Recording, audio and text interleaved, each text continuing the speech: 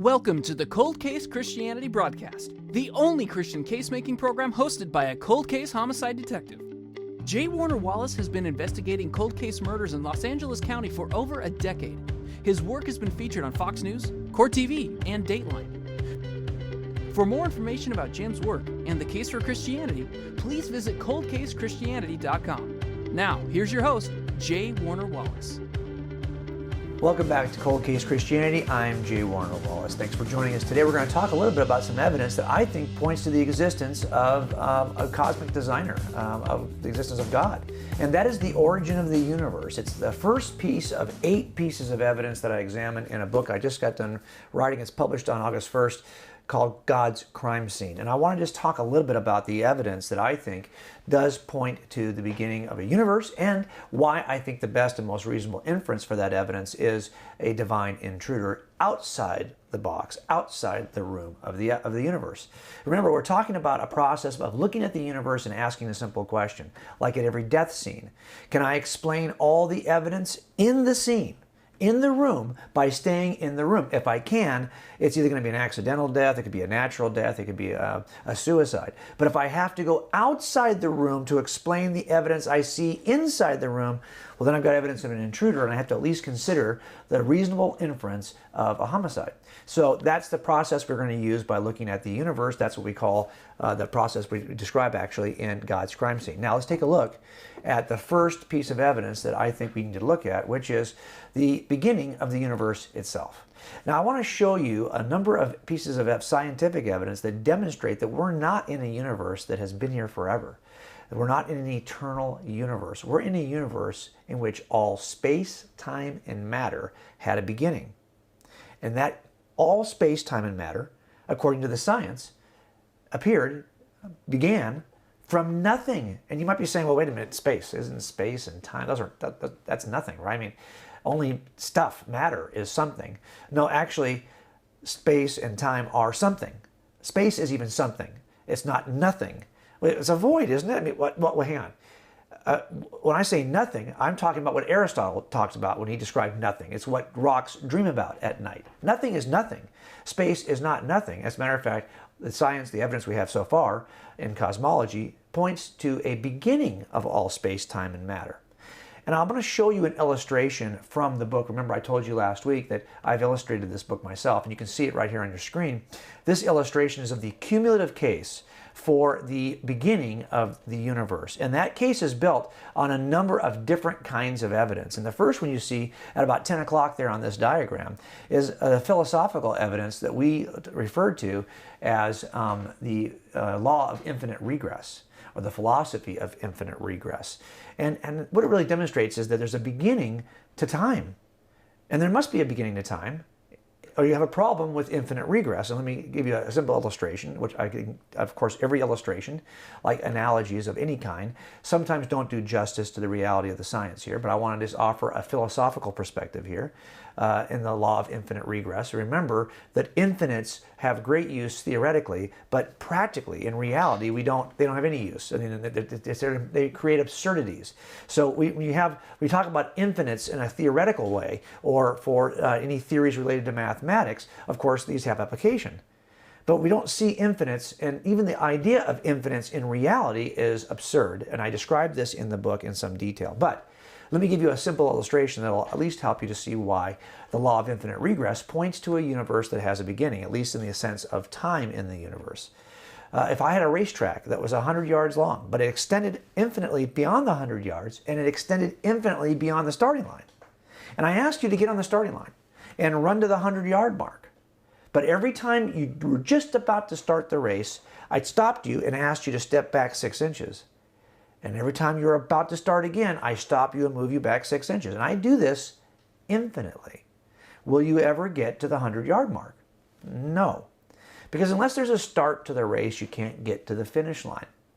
And that's the whole problem.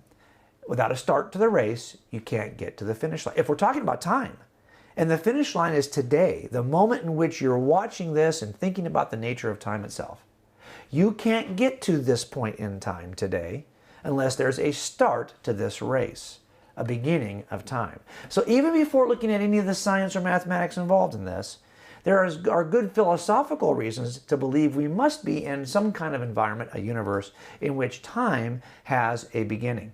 And sure enough, as we build this case, look back at our diagram now. Our diagram shows that this is built on 6 pieces of evidence. The second one is at 2 o'clock here, which is the kind of mathematical, theoretical evidence that Einstein, and before him a mathematician named Friedman, who developed theorems, mathematical theorems, that really contradicted the common belief at the time.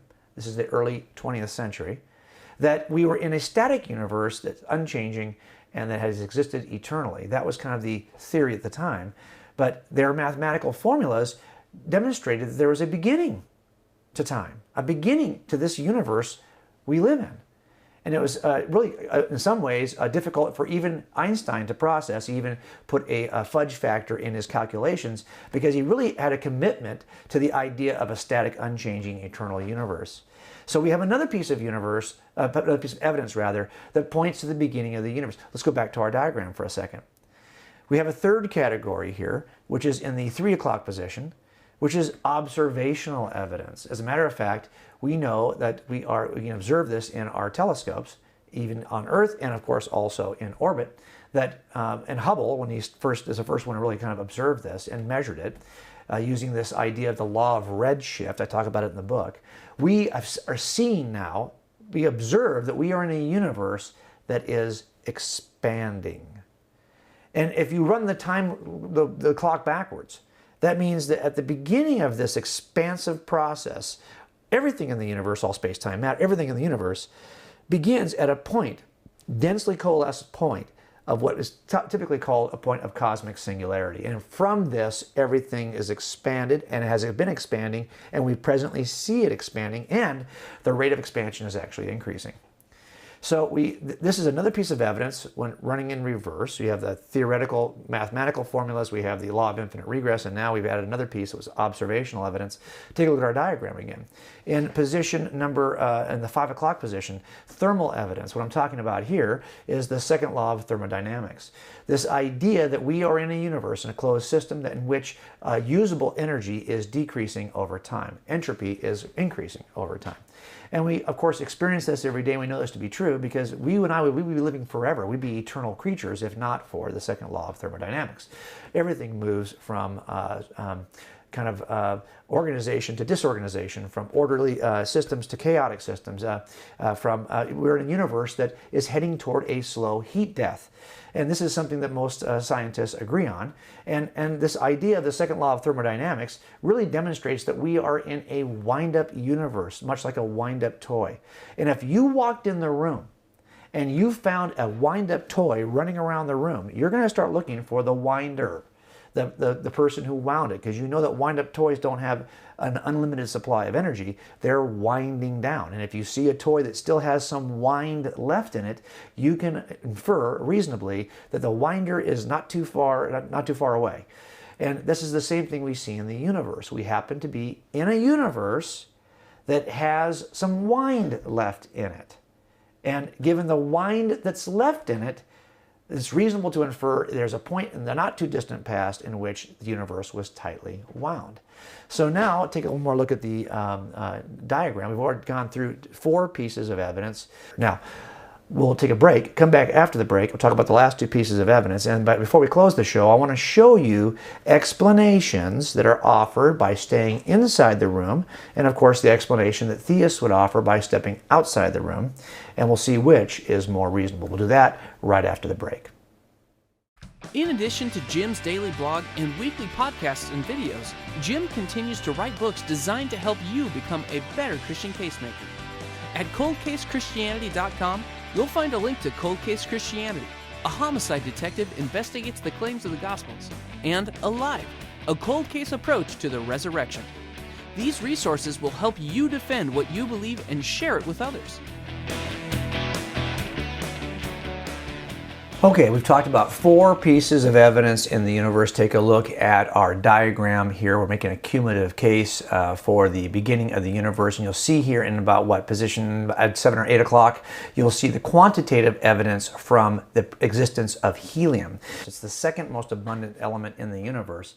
But in order for this much helium to be in our universe, there has to be a process of incredible energy, incredible heat, incredible density that could account for the helium we have. As a matter of fact, many scientists believe that just the quantity of helium we have alone, and in fact, I think Hoyle predicted and had a model in which he argued that for this, the amount of helium we have in the universe is best explained by this point of origin, which is highly energized, highly dense, that would account for the creation of this quantity of helium.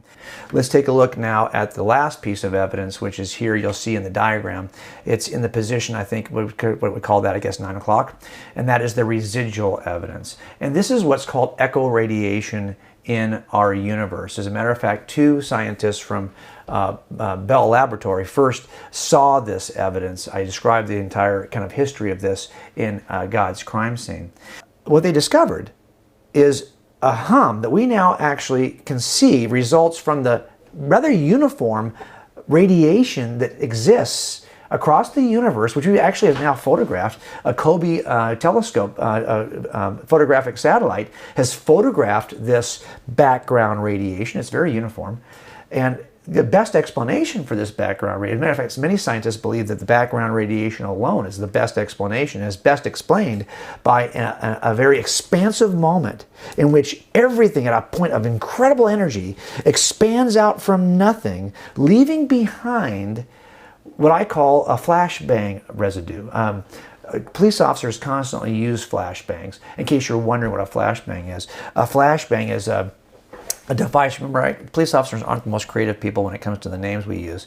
And a flashbang is probably what you think it is. It's a grenade that flashes and bangs, and we use it as a distraction device in SWAT entries. And sure enough, when we use it, for a second, it leaves all kinds of blinding light, debris, your ears are ringing. It distracts the suspect, believe me. And then the officers are able to come in from some area in the room. Once he's distracted in one direction, they're able to come in behind him. And I can tell you that flashbangs, for a few seconds afterwards, they leave residue in the room that is still there. And if you've experienced a flashbang, you're like, it's hard to deny. Well, if such a flashbang occurs at the beginning of the universe, we would expect there to be some flashbang residue. And sure enough, that's exactly what we see in the echo radiation. So let's go back to our diagram of the cumulative case for the beginning of the universe. And I want to point something out that I think is pretty interesting.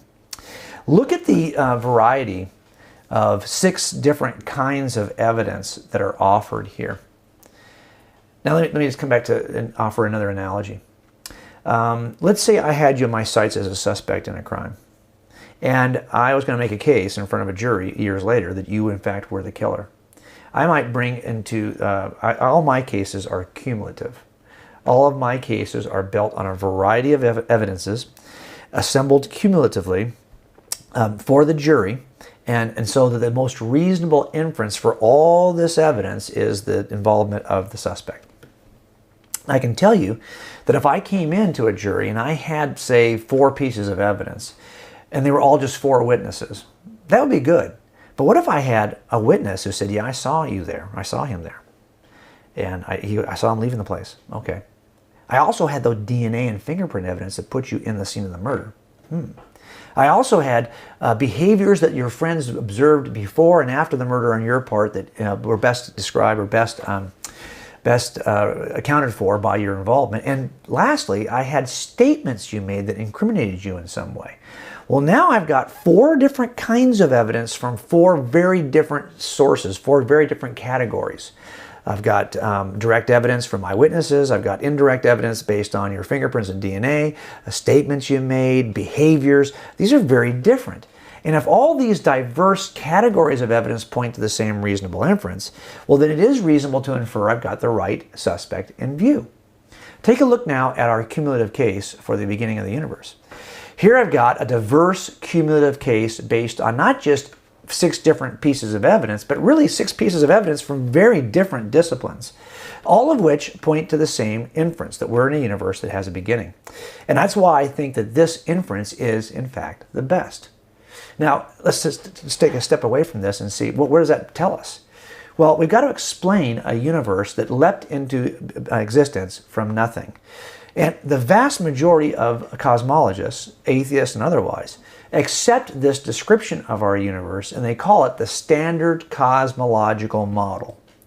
Now, you've also heard it described as Big Bang cosmology, and sometimes when we hear the expression Big Bang, we kind of have a reaction as Christians, especially if you've been raised in a Christian culture, that for the most part has associated Big Bang as a term with evolution, with other natural explanations, with a particular age of the universe. I'm going to ask you for now to kind of separate out whatever you thought of Big Bang cosmology, whatever you accepted, and I want you to look at it purely from the one thing that everyone agrees on who embraces Big Bang cosmology, and that is simply this, that everything, all space, time, and matter, came into being from nothing. It does not mean that I also then believe that evolution is true, because the evolutionary theory is very different than Big Bang cosmology. You can embrace Big Bang cosmology and reject evolution. You can embrace evolution and reject Big Bang cosmology. These are not the same theory. Number two, you can hold a different view as to how how old the universe is. If you're a Christian who believes the universe was created in 6 literal 24-hour periods, great. If you're a Christian who believes something other than that, great. This theory, Big Bang cosmology, is talking about how all space, time, and matter leapt into being. It says nothing about how old the universe must then be as a result of this causal act. So keep in mind that when I offer Big Bang cosmology, I don't embrace other views that some of these folks might embrace, and I don't believe that this locks me into one view or another based on the age of the Earth or our view on evolution. Got me? So there is one big thing about the Big Bang we can all agree on, even theists. If you're a Christian, read Genesis 1. God creates everything from nothing, and that's the key point. If there's a Big Bang, there must be a Big Banger.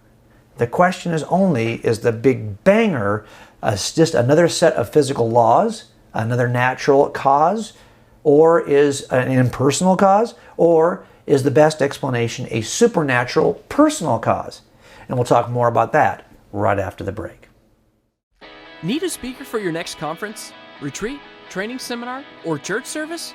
Jim travels around the country, making the case for the existence of God, the deity of Jesus, and the reliability of the Bible.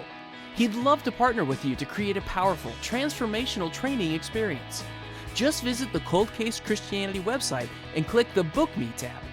You'll find everything you need to know there, including a list of Jim's speaking topics, promotional materials, Jim's speaking calendar, and a link to connect with our team so we can book your event.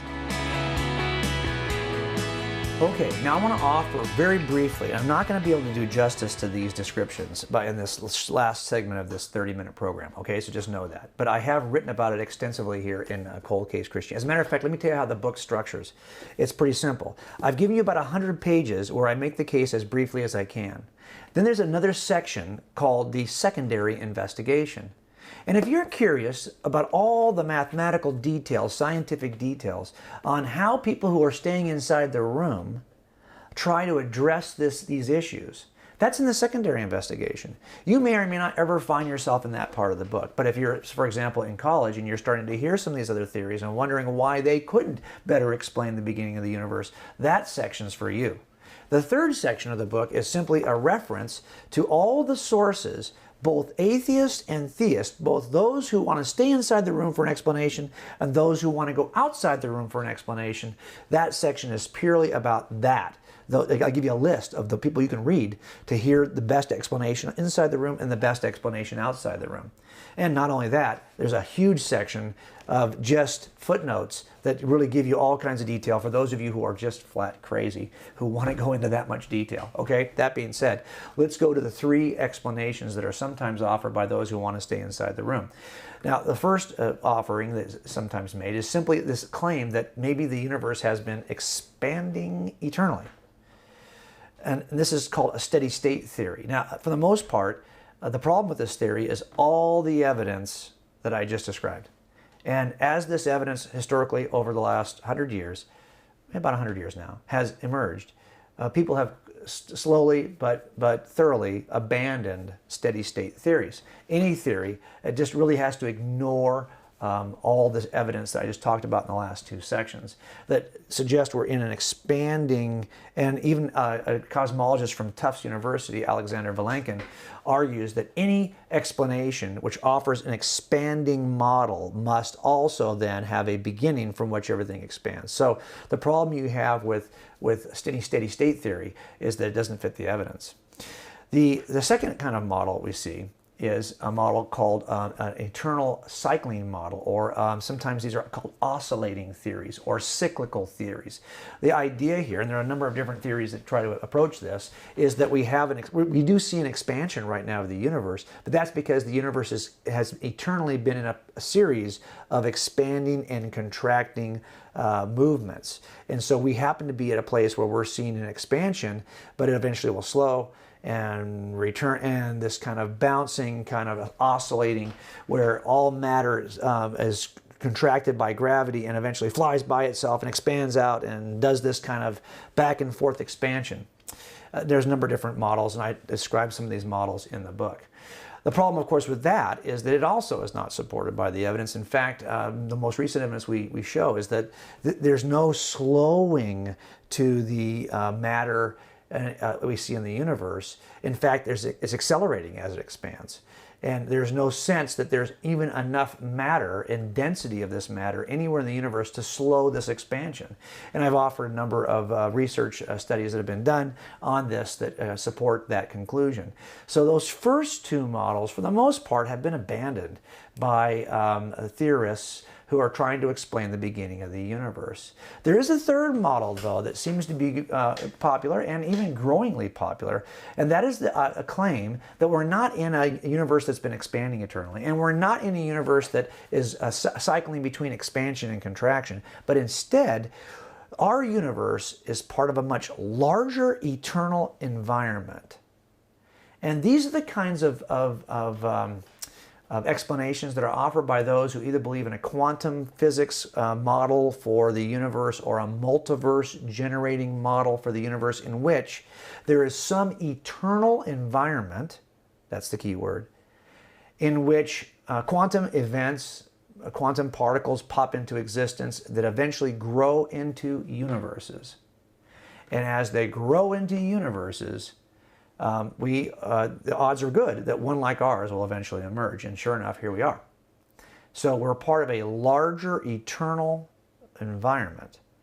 And now the problem with this kind of thing is twofold. Number one, remember that the science indicates that all space, time, and matter begins at the beginning of the universe. And the problem with these kinds of theories is that they have got to offer an environment, but whatever that environment is, it can't involve space, time, or matter. And every explanation that I read so far steals from what we're trying to explain in order to explain it. And one of the best examples of this kind of stealing, I will put it on the screen here for you so you can see it, from Lawrence Krauss, who really argues that we are in an environment in which nothing has to be redefined. And what he says about that is he makes a claim here, and I want you to read it and see if you can catch the problem with the claim. And a lot's been said about this because Lawrence has clearly, he's debated some of the best. He's debated William Lane Craig. He's been all over the place, and he's, I think, really one of the latest kind of leaders of this movement of new atheists. I see him all the time with Richard Dawkins now. So let's just take a look at what he's going to say here, and you tell me if you can see it. It's been on your screen for some time now. Here's what he says. He says, physics has changed what we mean by nothing. Empty space is a boiling, bubbling brew of virtual particles popping in and out of existence. If you wait long enough, that kind of nothing will always produce particles. So he believes that the universe is part of a much larger eternal environment, and that environment, but wait a minute, he is going to describe what that environment must be like. And the first thing he says is that empty space, so this environment has space. Now remember, we're trying to account for how space begins, but what he says is, no, we start with space. Okay. Then he says it's a boiling, bubbling brew of virtual particles, energy, mass, matter. Okay, so now you're saying you've got space and matter. And then he says if you wait long enough, that kind of nothing will always produce particles. So now you've got time. So here's the problem with this kind of a thinking, is that he's basically saying, hey, if you start with space, time, and matter, you can get space, time, and matter. Well, no kidding. The question is, all science indicates that all space, time, and matter is not available to you in this larger eternal environment. So the question becomes, what is it this environment looks like that could explain the beginning of all space, time, and matter? And that is the biggest issue. Also, you'll notice that in order to propose that there's something outside our universe that is the first cause, a multiverse generator that creates an infinite number of universes, you've got to concede that your explanation cannot come from inside the universe. You've got to concede up front that you're looking for something external that's the first cause. And that, I think, is the biggest problem, because on the if you look at this, by definition, this thing that's outside the universe has to be all-powerful to create everything. Has to be non-spatial, non-temporal, non-material. Now, I don't think that's enough to describe God, but boy, it's a big first step in that direction, isn't it? And I think as I build the case for what this first cause must be in God's crime scene, and I'll put one more illustration up on the wall for you here, and this is the illustration of the kind of final closing argument here, in which everything points to the most reasonable inference when you have the right suspect in view. And although I don't think that this one piece of evidence, you see it here in the cumulative case, is enough to describe the God of the Bible, when you add it to all the other pieces of evidence in the room, I think that the God of the Bible it fits marvelously the description we see in science and in our universe. Now look, if you want to learn more about the cumulative case for God's existence in the fashion we just did it, I hope you'll purchase, and a shameless plug, but this is a resource I'm hoping will help you make the case. It's filled with 100 or more illustrations that I drew for this book, and I hope you'll take a look at it at least. And you can purchase it at Amazon, at Barnes & Noble, at Christian Book Distributors, Parable Lifeway. You can find it at coldcasechristianity.com and at godscrimescene.com. But more importantly, if you will purchase the book and then send an email to me with a copy of the receipt to this address, I'll be happy to send you follow-up materials, including videos, PDF files, MP3s, that'll help you take another step in what you believe about the existence of God and the reasonable nature of the Christian worldview. All right, until next week, I'll see you right back here at Cold Case Christianity. Thanks for joining us at the Cold Case Christianity broadcast. If you're interested in more information about this week's topic, please visit coldcasechristianity.com. For a thorough investigation of the reliability of the New Testament Gospels and the case for Christianity, be sure to purchase Cold Case Christianity. A homicide detective investigates the claims of the Gospels. It's available wherever books are sold.